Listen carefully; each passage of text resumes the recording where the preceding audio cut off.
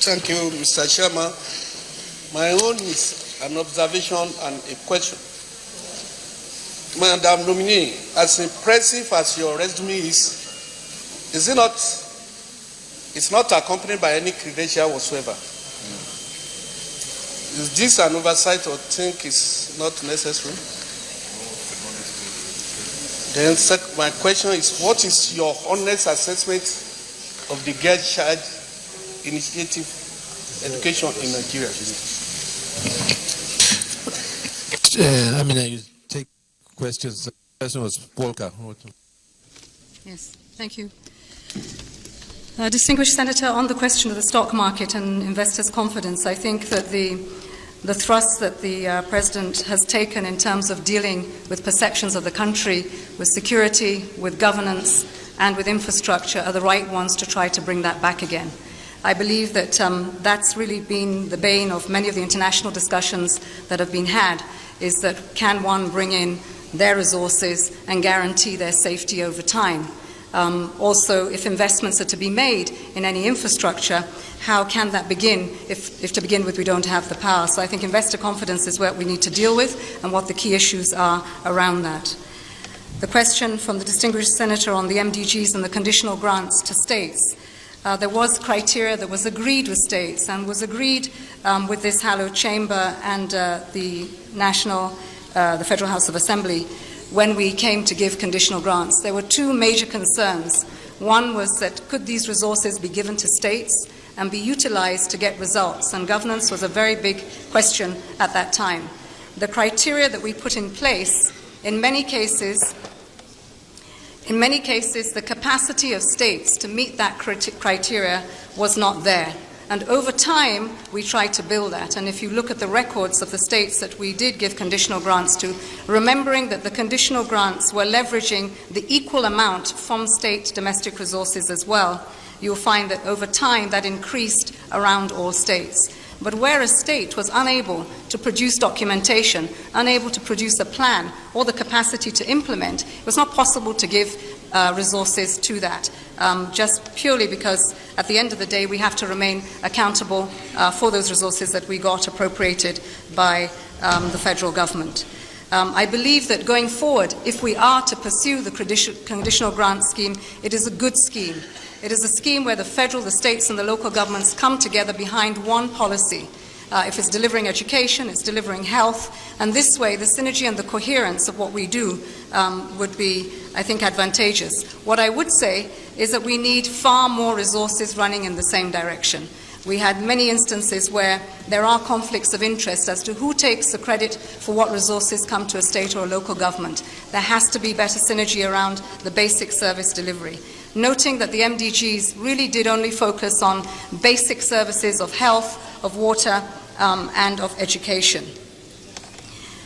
Giving an overview of the SDGs to Senator Adeleke, the SDGs are the successor framework to the Millennium Development Goals. The Millennium Development Goals that were set in 2000 were basically addressing the social agenda. There were 8 of those goals that started off looking at poverty, the gender agenda, health, water, environment, partnerships, and then education. Those goals, we learned many lessons from the way in which we invested in them. The new agenda has taken 3.5 years for 193 countries to agree. One of the things we learned from the MDGs is there was no ownership. When they came to this National Assembly, one of the things you all asked was, where did this come from? Well, the United Nations framed the new one with the intervention of... Yes. Let's keep this as quiet so we can... Please. Senator Bino Melaye, thank you for taking your seat. Senator Deputy Speaker, please take your seat. Senator John Eno, please don't disturb the Deputy Speaker. Thank you very much, distinguished colleagues. Thank you, Mr. President. So, in essence, the difference between the Sustainable Development Goals and the MDGs is that the approach is different. We are now addressing the social, the economic, and the environmental aspects of development. That we're not just talking about fixing the health system or education, but that you're asking what you invest in your economy has results that deliver services, health, education, water, the well-being of people. But they also take into account that we do have very real issues in the environment, and that is around climate change. Climate change, where evidence shows us that as countries are growing and industrializing, the emissions that we get from fossil fuels, and in particular Nigeria, it's not sustainable. And so therefore, if we, Nigeria now, are to industrialize, are to look at the value chains, whether they're manufacturing or they are agriculture, then we will have to take that into consideration. The 17 SDGs are a response to 193 countries, Nigeria included, where we acknowledged what were the issues that we have to face. I think even when we do our planning in Nigeria, to agree as a country what the major issues are. Inequality, poverty, the conflict, migration, youth unemployment, the issue of women and access to resources were all the backdrop of what was agreed. The 17 goals themselves deal with finishing off the MDGs. They also deal with the economy, the environment, and then two incredibly important aspects. One is governance, the rule of law, corruption, and institutions. I think this is a critical issue that we discussed for over a year and a half in the United Nations, with many who believe that without it, no matter what the goals, you cannot deliver if your institutions are not strong, they're not credible, and there are no checks and balances for corruption. Corruption is a symptom of just a basically poor structure, institutions, and a lack of capacity. The 17th goal, which is the other one that holds up these 15, is basically partnerships. The question about the stock markets is that we need partnerships to develop this country. The domestic resources will always remain critical, and that which sustains the daily investments that we need to make in our economy. But we will need partnerships to grow them, whether they come from the private sector, they come from other donors, or they come from instances of the insurance world and other private equity. That framework was built around, the finance framework was agreed in Addis Ababa for the 17 goals. With the Millennium Development Goals, we did not have a financing framework, but the world has agreed that if we're to do these goals, the resources have to be there. In addition to the monetary resources of finances that we need, we have acknowledged that technology is going to be a key to making this happen. We are beneficiaries of technology. We also know that in the health sector, for instance, it has worked incredibly well in getting at rural people who need health care services using the cell phone to make sure that that happens. And I think that here, that was the third part of what we did with the SDGs. The last part of this has been accountability. Accountability around the world is what people are asking for. We had a survey that we conducted around the world. 8 million people responded. Out of the 8 million people, over 2.5 million of those responses came from Nigeria. And when Nigerians were asked what it was they wanted for the new development agenda, they cited 4 things: education, health, jobs, and a responsive government. And this has gone across the world. So really this agenda is responding to that. That really is basically it. How does Nigeria benefit from this? What we do not want to happen this time that is different from the MDGs is that the SDG framework must be integrated into Nigeria's plan. We have to have a vision and a longer-term plan.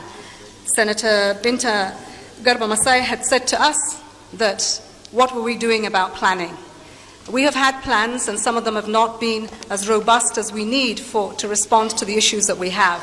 But we do have Vision 2020. That is a plan that was a national one. It needs upgrading, it needs to respond to the current times, but the SDGs should be integrated into that plan and not an SDG plan at the side. So one would hope that that happens. But with every plan and whatever we do integrating it, what we are suffering from these days to know where to go, where the issues are. I noted from the distinguished senators the issue of whether you had lopsided investments. The baseline data for this country is really not available. And unless